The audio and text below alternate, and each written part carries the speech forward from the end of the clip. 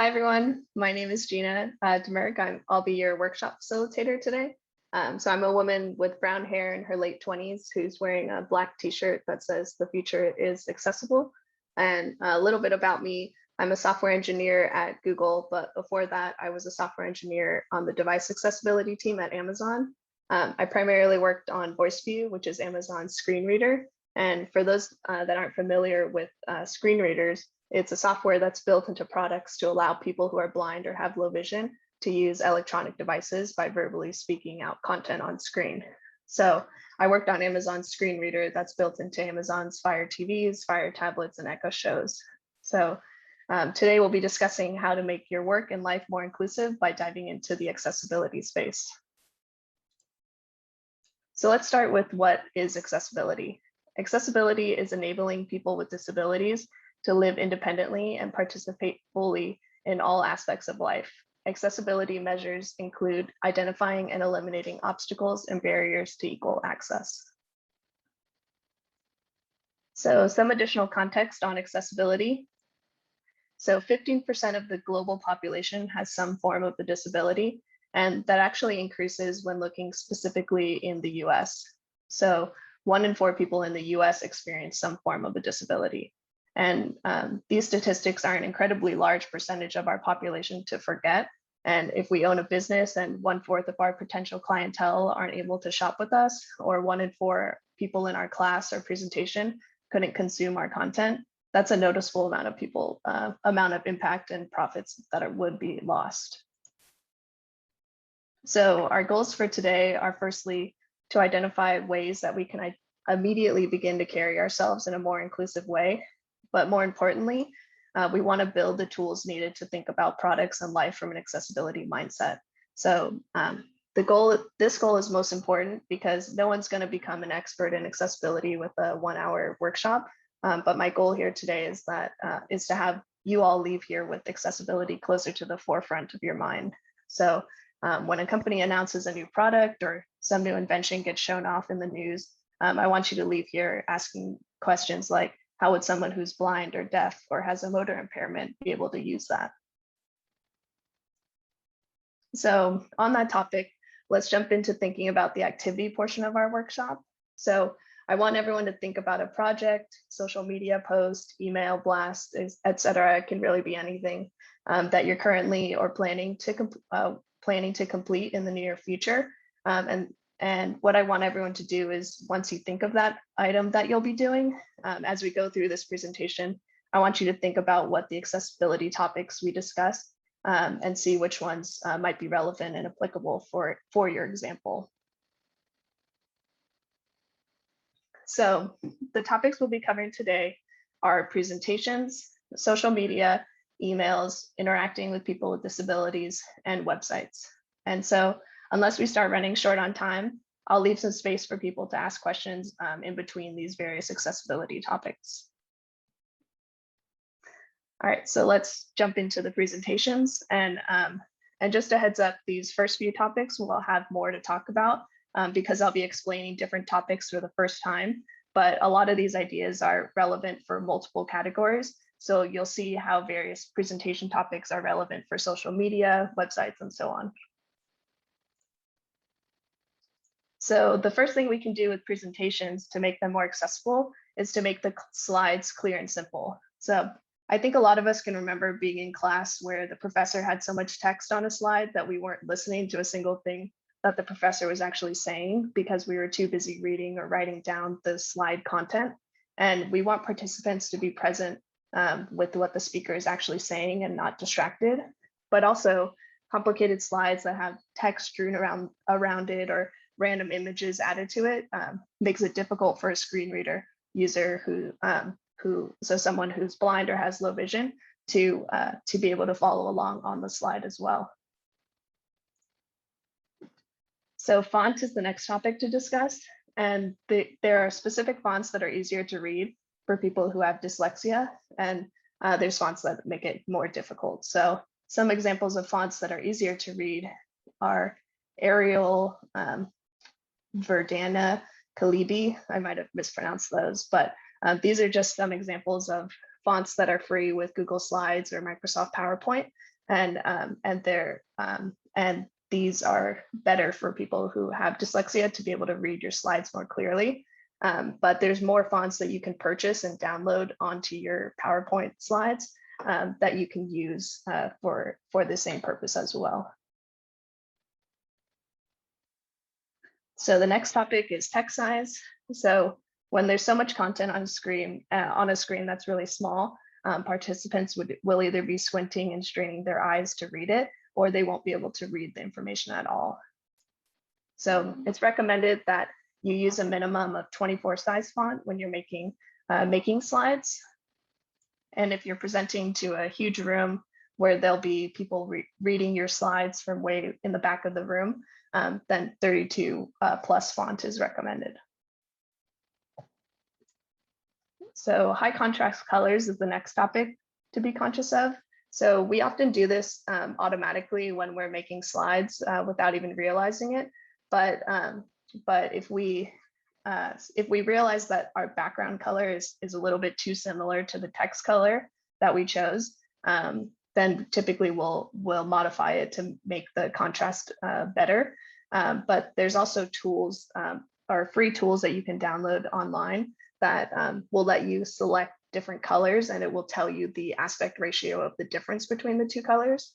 And so the recommended aspect ratio for color contrast or contrast colors is 4.5 to 1.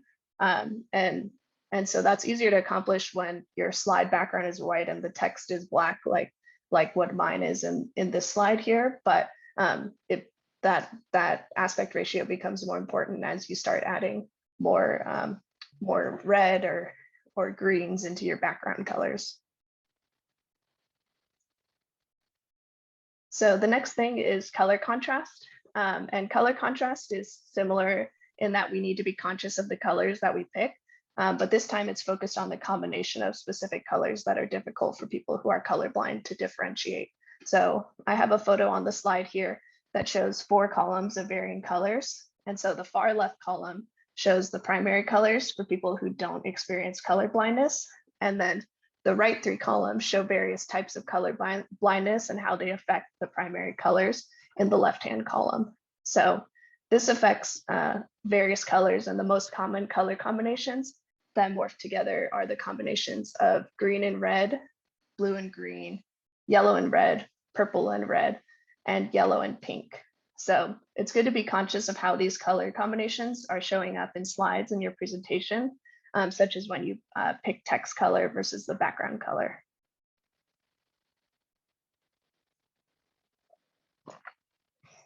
So the next point is to read text that's on screen out loud.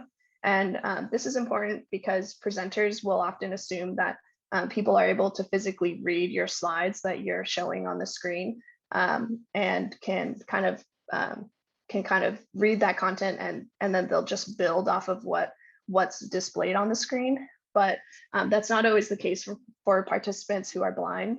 And it's good to get into the habit of just naturally adding the content that's on a presentation slide into the words that you're speaking. So in general, if someone needs to know it, then you should be speaking it. So the next point is adding captions. So a lot of presenters will add videos to supplement their presentation, which is a totally fine thing to do. But if you add a video, it's good to add subtitles to it so that any participants who are deaf or hard of hearing will be able to consume the video portion of your presentation as well. And then next is to ensure the speaker's face and lips are visible in a bright, consistent lighting. And this is important, especially during virtual meetings and presentations, because some deaf and hard of hearing participants utilize lip reading and would benefit from being able to physically see your face in good lighting. So the next one is it's good practice to ask your participants if any accommodations are needed. So if you're hosting a large event or presentation, it's good to see if people will need some sort of accommodation, which might be, receiving the slides beforehand so that they can follow along with the deck, or needing a closed captioner present to live transcribe the presentation. And that's something that might be needed as you reach a wider audience. and asking your work to support that should it be needed is a great progress in advocacy for accessibility. The next thing is to describe visual cues and images that happen during the presentation. So if an image isn't a decorative banner that's just there to kind of make the slide look prettier, but it has nothing to do with your presentation, if it's not that, then it's good to integrate an explanation of why the image that you added is important, just like when reading text on the screen. So by doing this, or additionally, a lot of times nonverbal interactions occur in a meeting where people will kind of detour from the original presentation because something funny or unexpected happened in the middle of it. And when that happens, it's good to verbalize those occurrences. So for example, on my team at Amazon, we had at the beginning of COVID, we had a crazy hat day. And so people were joining our video call, and they were joining with their video on, and they had different crazy hats. And so one person on my team, there are people on my team at Amazon who are blind. And so when people were joining and their videos were on, one of my teammates was verbally speaking the hats that people were wearing as they joined it. So she was saying things like, "Oh, Gina just joined and she's wearing a beanie with a beard on it," or "This person joined and they're wearing a Santa hat." And so by doing that, it allowed our entire team to appreciate the fun of the situation. So the next thing for presentations is to utilize patterns on graphs. So I just displayed two side-by-side graphs whose content is identical. They both have 4 bars that are brown, orange, green, and red. The right side of the graph, though, is more accessible because in addition to these colors, it also adds patterns to each bar in the graph. And so, as we mentioned with color contrast, red and green colors can look the same for people who are colorblind. And so the left graph would have at least 2 bars in the graph that could be indistinguishable for some participants in our presentation. So by adding in the unique patterns to each bar of the graph, we remove participants' reliance on colors to understand what the graph is communicating. And then we allow all sighted users to see the graph content even without color cues. And also an additional accessibility feature is that they've labeled each bar on the graph as well, which meant participants didn't even need to use the key to identify what each bar represented. So that's the main topics that I wanted to discuss for presentations specifically. But before we jump to social media, did anyone have any questions specifically about the topics for presentations? There's a question in the chat. Would you say that sans serif fonts are better for readability versus serif fonts? The fonts with the little ticks on them, like Times New Roman? That's a good question. I don't know exactly the kind of science behind what the fonts are that make them easier to read versus harder for people that have dyslexia. I know that one font is that it did recommend that I didn't add is Comic Sans, which is supposed to be pretty easy to read as well. But it's kind of a joke font, so people don't typically use it for presentations. But yeah, I don't know the specific kind of specific aspects of the fonts that make it. I learned that from different websites that were talking about which ones they recommended. But I believe if you look at the fonts that you can purchase, they should specify kind of what they do to utilize to make the fonts easier for people to read who have dyslexia. Are there features in Google PowerPoint that can generate the patterns for graphs, or any features? Are there any features that they generate for us as users? I believe for Google Slides, you can add, or it gives you the option to add alt text. It doesn't automatically add it for you, but specifically for graphs, I don't think that the Google Slides generates the graphs. I think people typically would use Excel, or I think you can make graphs in Google Sheets. But but those have tools where you can take the data from the spreadsheet and then generate a graph from that. I'm not sure off the top of my head about adding the patterns. I believe it is possible in Excel. I don't think that it's the default though. So to Gina's point, you can make the graphs in, for example, Google Sheets, and then you can link to that in your Google Slides. You can link the data. You mentioned aspect ratio, Gina, and I just did a really quick Google of a website that helps you find that number. Did you have a website off the top of your head, or shall I just share the one that I found? Yeah, you're welcome to share it, and if anyone else needs it, I can find the tool that I had used when I was at Amazon. That's a free tool that you can download as well. So now we'll jump into social media. So just like in videos for presentations, adding subtitles to videos are also really important for social media for the deaf community. So some people prefer subtitles, but the deaf community wouldn't even be able to consume your content if there aren't subtitles. So adding them in is really important for successful engagement on your content. And one thing that was surprising in a good way is with the increase in popularity of TikTok, that it's become really common where people will just automatically add subtitles to their content in general, which is a good positive step in the right direction in regards to accessibility for that platform.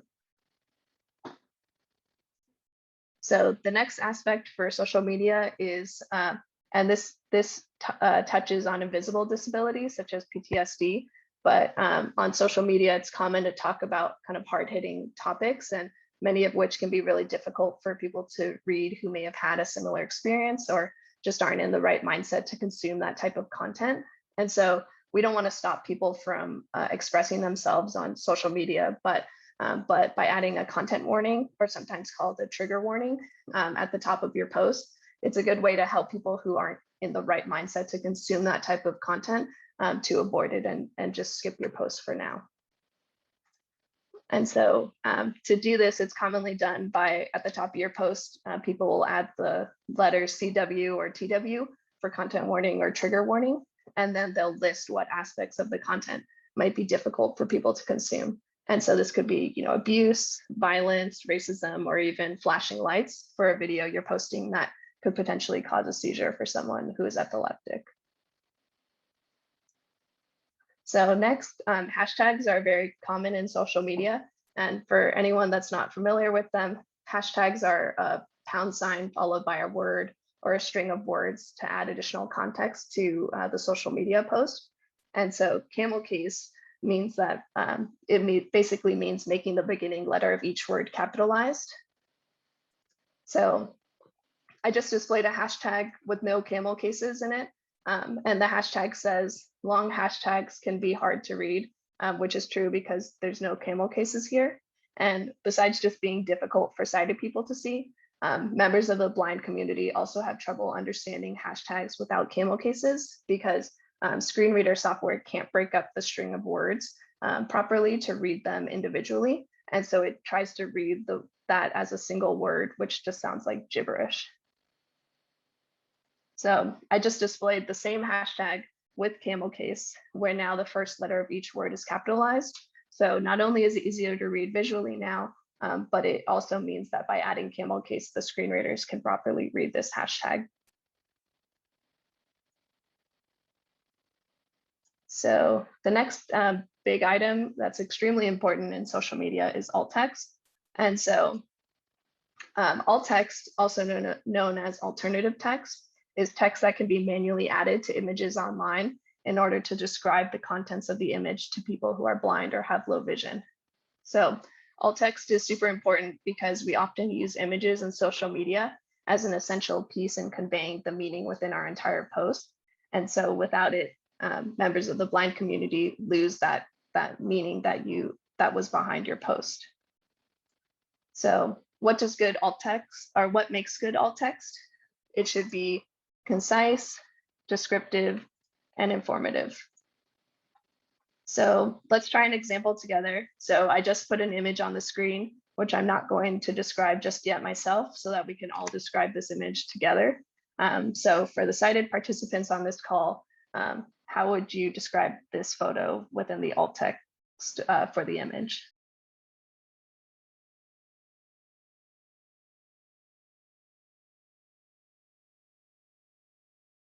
Just so everyone knows, good alt text it's kind of an art, and I definitely have not mastered.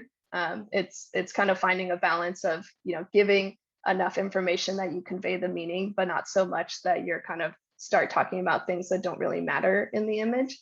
And so, but that shouldn't intimidate anyone from trying out and adding alt text to their social media posts.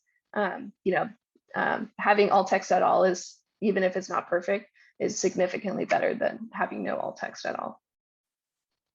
And just for context, the alt text that I added to this slide in the PowerPoint, for anyone that's following along, was screenshot of a segment on a TV news station showing a white duck being pet on the head with the text, "Breaking news, this duck is happy, someone told him he's cute." So we don't have time to go over how to add alt text to every social media platform, but there's a lot of apps and websites that do support it. So if you have the slides for this presentation already, the links on this slide will take you to the various social media websites that explain how to add alt text to these platforms. And so this includes Twitter, Facebook, Instagram, YouTube, LinkedIn, and Tumblr. And then Discord also supports alt text, but surprisingly, they didn't have a place on their website that actually described how to do it. So I couldn't find a link to attach for it, but Discord does support alt text. So those are the main topics for social media. But before we move to the next topic, I want to show some examples of social media that's not accessible, so that we can kind of have some examples and discuss them. So the first tweet is from the Oklahoma Department of Wildlife. So they posted an image of a mountain lion laying on its back in the snow with the text, "You are cold, they have fur, do not let inside." So the tweet has some humor in it, but the fact that an official Department of Oklahoma has sent this public service announcement out, it implies that people have actually done this. So even if it's funny, it's also a message to make people think twice about letting mountain lions into your house. So the issue with this tweet, though, is that the image of it had no alt text. So a blind user wouldn't understand the context because they never mentioned the word mountain lion in the physical text, and they have no alt text as well. So and someone could say, this is a joke post, and it's not important. It doesn't matter that there's no alt text. But what if this was a post about earthquake safety, where all the safety tips were in a nicely designed photo that was attached that had no alt text? So even if it wasn't a public service announcement, we shouldn't feel comfortable being the ones to decide what content is or isn't important enough for people with disabilities to be able to access. So we should be adding alt text to our posts and then letting people with disabilities decide what content they want to consume or in which ones they don't. So this is another tweet from Twitter, and it doesn't have any images on it, but it relies on visual cues to understand it. So this tweet displays the text, "Can you eat raw cookie dough?" And the response underneath visually creates a large no using the words "yes" spelled out repeatedly.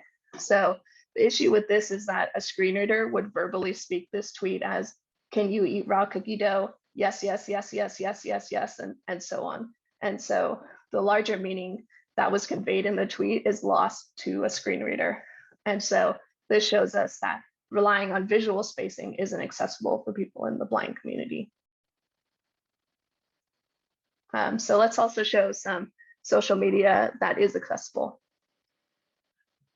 So this is a tweet with the text, "To do, will finish tomorrow," with an attached meme. And it looks very similar to the mountain lion tweet, where there's text and an image. The difference, though, is that the tweeter posted an alt text to her attached image. So the alt text added to this image that I copied verbatim is title text says, "Manager, did you finish your task?" Underneath is a picture of a sword in its sheath. In the part of the sword that's revealed says "yes." Under that is another picture where the sword is unsheathed, and it says, "Yesterday found a new bug, fixing it." So by adding that alt text, it allows people who are blind to enjoy this tweet as well. So I actually found this tweet on a Twitter account I follow from someone who is blind, and she was able to appreciate the humor in this tweet because the person had added the alt text that I had just read. So the next successful example is from an Instagram account Kristen had actually showed me. And this person posts her alt text in the description of her Instagram post. So the image description that was added to the post says, "Me holding a bag of Rhythm Superfoods mushroom crisps as Henry looks in the background. He begged for one, I gave it to him. He hated it, saw that coming." So I don't really use Instagram that much, so I don't know for sure, but I believe there is a way to attach this alt text directly to the image instead of typing it for everyone within the actual body of the text. But regardless of where you put it, it's still a good habit to get into doing. So that completes the social media section. Does anyone have any questions about social media accessibility? How long should alt text typically be? I struggle to write alt text sometimes that is descriptive, but also fits within some social media restrictions. Any tips? So I guess what I typically do is I'll just kind of write out as much as I think it needs to be said. And I think just like a typical essay that I would write in college, I just then reread it and I kind of say, okay, this part is not actually, is present in this image, but it's not actually relevant for conveying meaning in this post, so I'm going to remove this portion. But if all else fails, concise, or you can also add a response underneath that goes into more detail if you run out of characters. But I believe even on Twitter, where they limit how much you can write, they're pretty forgiving in the length that they allow you to write alt text for. So it's you should have some leeway in that sense. I have a question, and you briefly mentioned, Gina, an example of like, what if that image of the mountain lion was like earthquake tips and listing out a bunch of earthquake tips in the image? Can screen readers read text in image? No, it has to be. Yeah, they are not able to read the text inside an image typically. And so what that would, or what I would have recommended in the use case of, a public service announcement for earthquake safety tips, for example, would be that if you have an image that contains a lot of information, at that point, it probably means you should move it out of the alt text. So in that use case, you might have, 7 or 8 different kind of points of earthquake safety tips that are not really going to fit in the alt text, because when a person using a screen reader reads alt text, it always starts from the beginning and it will read it out kind of like one really long paragraph that they can't really skip. And so you don't want to add a lot of information in there that isn't kind of just a quick summary of what that image is. And so if in the example of the earthquake safety tips, I would probably, if I was making that social media post, I would attach the image, but then I would also write out in text above it, or within that post, what the different items are, so that a screen reader user could look at the text attached to the image, not through alt text, but just physically in the post, and be able to get the same content even without looking at the image. Got it. And then another question, you showed the picture with the swords, sheathed and unsheathed, and there was text on the image. Yes. And was there originally not text on that image? There was originally text on the image, but even though there was text on the image, it's still kind of compressed into a single image. So even though there's physical words on it, a screen reader would not be able to read that. And so that's why the person still added alt text and said what the words were, because a screen reader would, if she hadn't added any alt text, a screener would basically just hover over that image and say, there's an image here. I don't know anything about what this image is, but there's an image right here. And so that's all it can really provide a person using a screen reader if someone doesn't add alt text. Understood. Thank you so much. Not a question, but the Santa Barbara Zoo's Instagram has good alt text for more examples. And then she linked to the Instagram handle, which is at Nice. Santa Barbara Zoo. Nice. All right, so we'll jump to emails now. So as previously discussed, alt text is also important when attaching to emails as well. And so a lot of email hosts don't actually allow you to embed alt text like we were discussing for to an image like how Twitter does. So instead, for images, people will post an image inside of their email, and then underneath it they'll add an open bracket, write the words image description, and then add their alt text written out there, and then add a closing bracket. So people who are sighted, who don't need it, they might skip it, or they might want to see how you describe the photo and read it inside the email. But it makes a way so that even though a screen reader is going to say, this is just some image in an email, right underneath it, it will give them all the context that they need. So the next item that's important in emails is embedded URLs. So I just displayed a link to this workshop that's embedded in the Text Hub 101 accessibility event. And so this is easier for members of the blind community to read because it tells them what the link will be before they click it. But if I had just pasted this link directly, like the one I just displayed here, into my email, then this is something a sighted reader of my email might skip if they're not interested.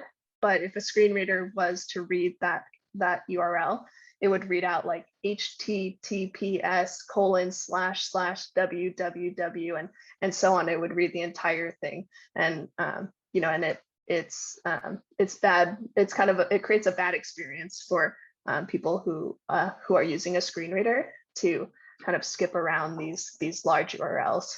So adding embedded links is a really good habit to get into, especially when you're doing email blasts.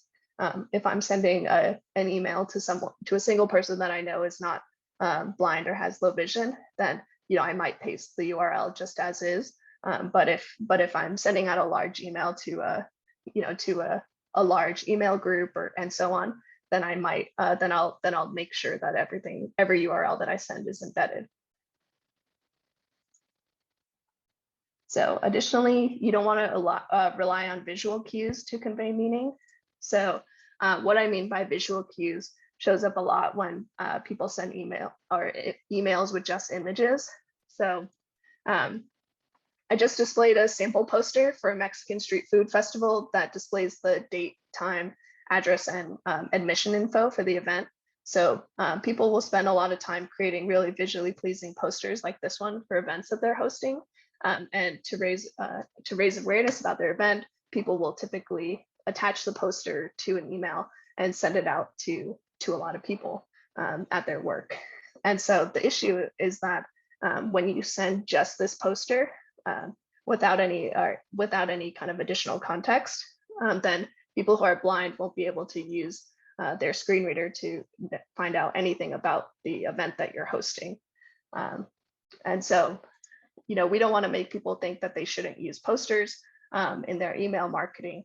Posters are a great way to get sighted people's attention and should definitely still be used. But instead, what I've seen people do is underneath the poster that they add in their email, they type out the text of the poster.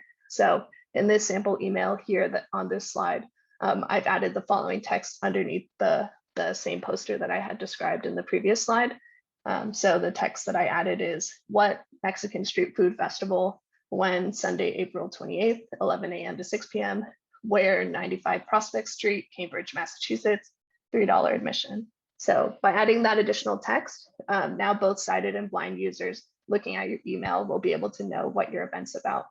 And just as an added bonus as well, a lot of email platforms, especially on mobile, they don't automatically download images anyways when you're looking at emails. And so you have to kind of explicitly give permission to download a given image for an email that you're looking at. So if someone's on their way to work and is looking at your email, if you add this additional text, even if they didn't choose to download the poster, they can still get the information about what your text is, even if they aren't using a screen reader. So that completes the email accessibility portion. Does anyone have any questions on anything about emails before we dive into the next topic? What is the general consensus when people put in an email, click on the link here, or click on the link below, using visual cues either in the email itself or using here as a descriptor? Yeah, that's a great question, and it's something I will also touch on in the website portion. But yeah, one thing about screen reader software is that just like if I as a sighted person would say, hey, I remember Alyssa sent me this email. Let me go through the email and find the URL that I'm interested in. A screen reader user would do the same thing, where if you had an email with a bunch of different URLs, they can filter by saying, send me to each individual URL. So every time there's an embedded link somewhere, it will go to it and then read it, and then it'll go to the next one and read that one. So they can kind of filter their email in that way. And so if every time you embed a URL as click here, then basically they're filtering the email and it just says click here link, and they have no idea what the link is actually doing. So by adding a description of what the actual URL is going to go to, that allows people who are using screen readers to be able to quickly filter and find the section of the email of the link that you send, and know which one to click on. All right, then we will jump to the final topic, which is websites. So the first thing is to avoid images that have a lot of text on it. So even if you have alt text, if there's too much content that needs to be described, it's not really helpful anymore. And we talked about it briefly with the earthquake safety example that I had given, but one type of website that really very commonly does this is restaurant websites. So if you look at their menu, they'll just post an image of the different parts of their menu that they upload because it's easier than typing everything out. But that's inaccessible for screen readers. So it's good to be conscious when you are working on websites to kind of avoid kind of just taking screenshots of something that you utilized and not kind of actually making them individual elements that someone can navigate. So the next one is alt text. So just alt text is also important for websites, just like in emails and social media. So if you have an image that you attach, it's good to add in the website as well that what the alt text is. So for any web developers, and I'm no expert in web development, but you can use the ARIA label to add accessibility alt text to your images. So color contrast is also important for websites, just like it is for presentations.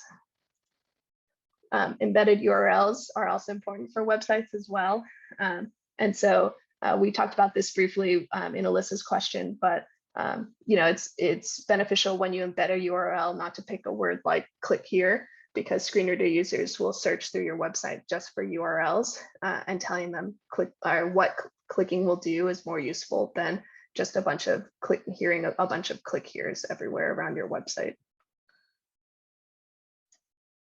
So headings are also really important, specifically for websites. So just like how I had mentioned, screen readers will navigate by different URLs. We do this kind of mentally as sighted users, where when we look at a website, we look at the largest text that we see, and those are kind of in our head what we would consider a title text or a header. And if we're not interested in that general topic, we kind of just keep scrolling. We look at the next big text, and then we go until we find the topic that we're most interested in. So just like we do that mentally through size of text, screen readers do that through labeling those larger text as headings on the website. And so so adding these headings are really important, because if you don't, or a lot of times web developers will their instinct will be, instead of labeling something as a heading, they'll just use it, normal text, and just make it larger. And then visually it looks just like it would if you had used a heading. But the difference is that a screen reader doesn't know that just because the text is larger, that it's actually a heading. So if a screen reader user goes to that website and says, okay, I want to look at just the headings too, there'll be no headings, because none of those large titles are labeled as that. And so they can't navigate the website easily, and they have to just kind of go line by line or paragraph by paragraph until they find a topic that they want, which slows down their ability to use that website. So, and finally, don't rely solely on automated software to verify accessibility. There is software out there that will kind of catch common accessibility mistakes, and they definitely are useful. But you should also test your website, yourself. Turn on a screen reader, test out your website on your phone, or turn on the screen reader and test out your website on your computer, and see what the experience is like. Can you, as a sighted person, close your eyes and navigate to a given given web page that you want to navigate to on your website, or do you get stuck? And another thing that you can test as well is navigating your website using just your keyboard. So people will use tabs and the enter key to navigate websites as well. And this is common for people with physical disabilities, where maybe they don't have the dexterity to be able to use a mouse. So instead, they'll use just their keyboard to hit tab multiple times and kind of move their cursor around to be able, until they find the item that they're interested in, and then use the enter button to click it. So that's also a way that people use your website. So it's something that is also that's also a good thing to test, to see how your website holds up in that regard. But most importantly, though, the best way to test your website with various assistive technologies is to hire someone on your team who uses those assistive technologies in their day-to-day life.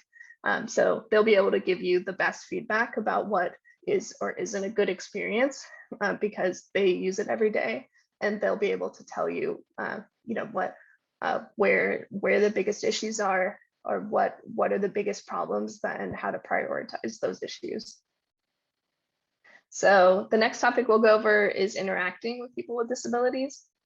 So a lot of these will feel like common sense, but it's important to remind ourselves of these items still. So firstly, disabilities don't give you permission to touch people without their consent.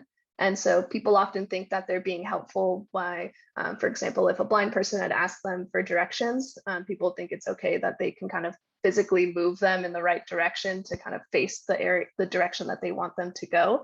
And or maybe they're trying to help someone go somewhere who is in a wheelchair, and they're just wheeling them without their permission. And so and this can be really uncomfortable for people with disabilities, because not only do they feel uncomfortable, but it's also additionally difficult for them to kind of speak up and ask people not to do it, because they know that those person's intentions were kind, and that they were trying to be additionally helpful. But people don't want to be kind of touched without their consent. So it's a good reminder that, unless someone gives you permission, don't touch them. So the next thing is that, when you work with or have a friend who is blind, you might often walk up to them to talk to them about something or ask them a question. And if that person who's blind, doesn't know you well, or you're maybe in a large meeting room or call with a lot of people, it's a good practice to state your name. And it doesn't have to be really forced, like, hello, my name is Gina, but it can be, just added naturally into a conversation, like, hey, Eric, it's Gina. I wanted to get your feedback on a new idea I had for a project. So, it's just a very kind of casual thing that you add in, just so that, you aren't just immediately kind of going into your question and the person is like, who is this? Is this Gina talking? You by announcing yourself, you make sure that they know who you are, they know the context that you're coming with for your question, and so on. So next, when you walk with a person who's blind somewhere, there's a few things to consider. So first, you can offer them an arm to them, meaning that you can ask if they would like to hold on to you while you walk to the same place. And it can be something as casual as like, oh, I'm walking there as well. I'm on your right side if you'd like to hold on to my arm while we walk there. And they might not take it, or they might, but asking in this way is kind of a graceful way to let your blind friend or coworker know that the offer is on the table without kind of implying that they'd be unable to get to their desired destination without you, which is definitely not true. They can get there without your help. So also, it's nice to use your voice when you're guiding someone who's blind. And so what I mean by that is, if you're walking with someone who's blind, regardless of if they're, holding on to you or not, it's good to kind of call out unusual obstacles that might be coming up. So for example, if the path that you usually take suddenly had construction cones blocking the sidewalk temporarily, you might want to mention like, oh, it looks like they're blocking off the sidewalk ahead for window cleaning. They're going to have us move onto the street for a little bit to go around them. And so it's just kind of a natural part of adding into the conversation that you were probably already having with them as you were walking together. But it kind of helps them kind of understand what obstacles that are coming up without kind of being forced into, kind of a forced guidance, I guess I should say. So, but most importantly, and I can't stress this enough, the best way to find out what is and isn't working when interacting with people with disabilities is to ask them. So, ask someone who's blind if they'd like you to keep offering an arm to them when you go to new places on campus, or, ask someone who's deaf what mode of communication that they prefer. So the best source of truth for interacting with people with disabilities is asking people with disabilities what they want. So now let's go back to the activity portion of our discussion. So we started to think about at the beginning of the workshop, about different, social media posts or an email that we're going to be sending, or a project. Does anyone want to share what the project they had in mind was, and what ideas they have now to make it more accessible? I'm going to create a short presentation deck with a list of things that people in my company can refer to, like how to use alt text properly, hyperlink in emails, etc. Gino, and then there's some questions in the chat that I really want to get to, but in terms of the YouTube video, when there's text, like text on a slide, like a title slide, would you just put it in the description? So like at 3 minutes and 24 seconds, a participant asks this question. Mm-hmm. Yeah. So if assuming that the person is giving an accessible presentation, then typically if you just you make sure that the automatic subtitles that YouTube generates are correct, then that should be enough. And so that's one thing that I forgot to mention. So thank you for bringing that up. In YouTube videos, after you upload a video, they automatically generate closed captions for you. And so, but a lot of times, they're using, they're automatically generating it through software. So they're oftentimes wrong, or they hear things incorrectly. And so, one thing that's good practice to do is, if you upload videos to YouTube, then it's good to just go back and look and see what the automated captions generated, because you're allowed to edit them. And so, you don't have to start from scratch to kind of line by line, generate the closed captioning for a video. You can just edit what someone has already generated for you through YouTube, and then edit it to make sure that it matches the video. Thank you for that. Super helpful. For websites and emails, what is generally more accessible for users with low visibility? Bold, underline, or italics?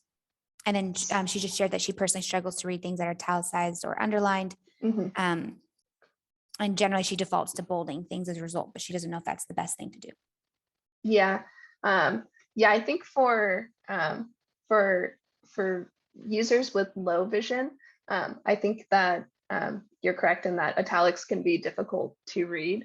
I think that the that when people want to kind of highlight certain things, one thing that you can also do is just make the text a little bit larger as well to make it kind of stand out a little bit more versus making it in italics.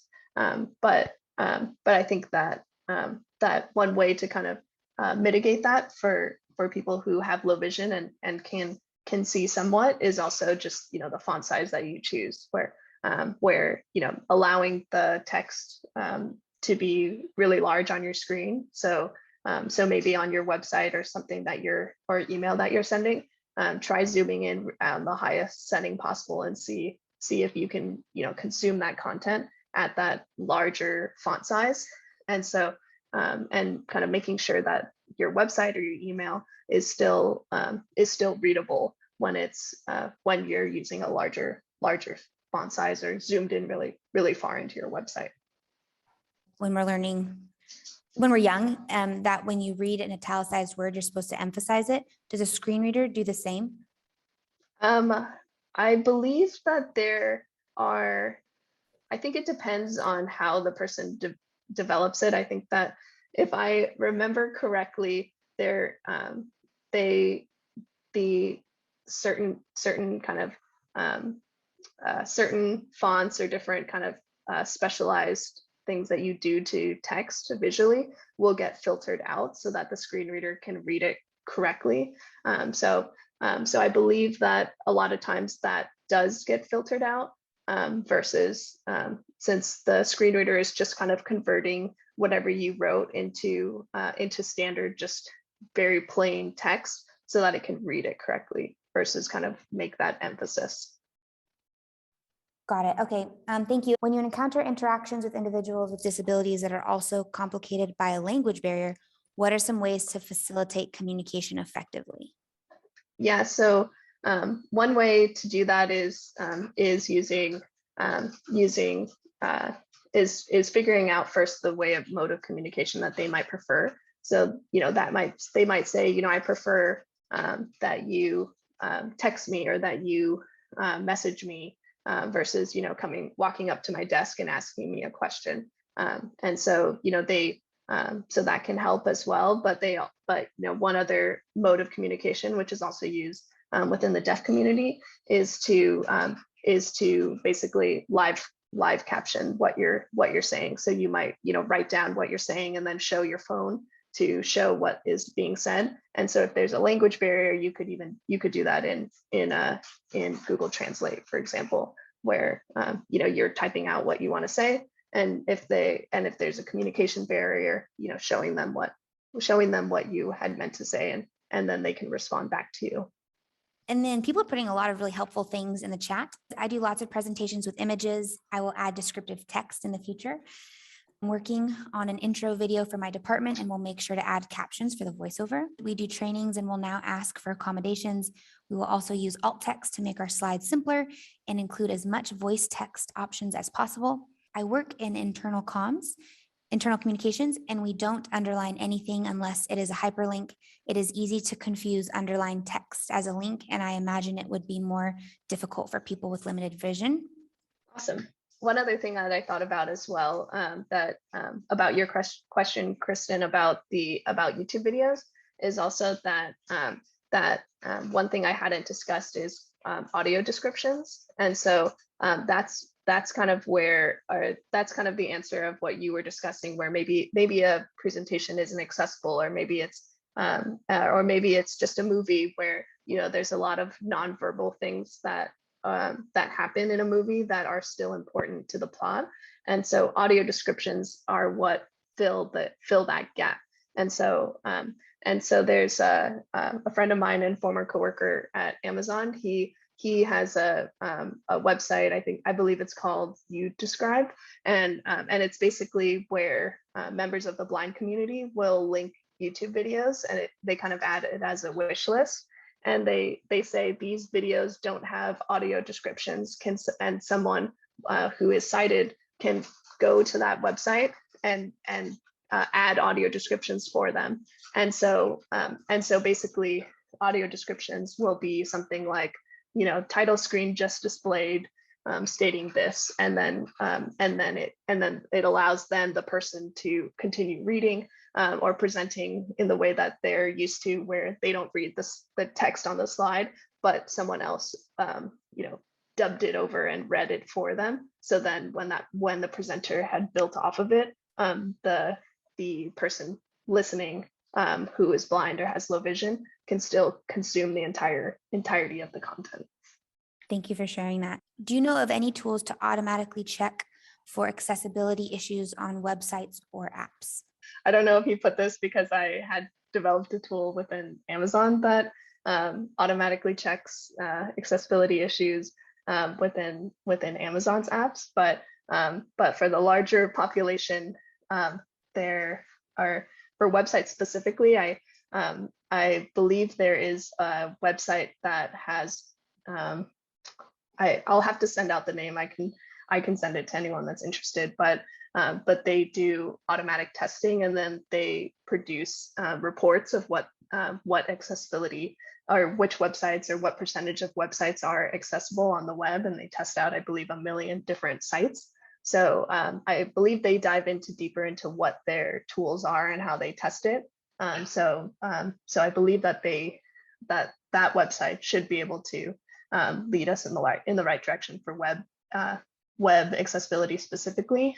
But in regards to apps, Google has a accessibility scanner that you can download on your phone for Android phones, and it basically, and you can do this on literally any app that you can download on your Android device.